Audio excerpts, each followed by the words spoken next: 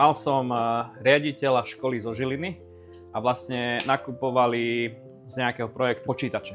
Jednu triedu vybavili novými počítačmi, jednu triedu repasovanými počítačmi.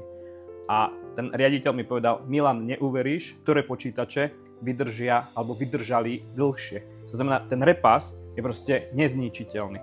Ja mu hovorím: OK, ako som rád za to, že to hovoríš, pretože ma to teší, že vlastne tieto počítače sú naozaj tak dobré a že toľko vydržali. A je to tak, hej? Ja sám som vlastne ako keby preto začal robiť s repasom, lebo ja sám som hľadal riešenie, ktoré akože bolo drahé kusy a získal som tu proste za cenu, ktorá bola menej ako polovica. To bolo to, čo som proste od toho očakával a tie notebooky v podstate do dneska existujú a dokonca do dneska sú funkčné a to sa bavíme, že to bolo 20 rokov dozadu, takže to už je nejaký ten piatok.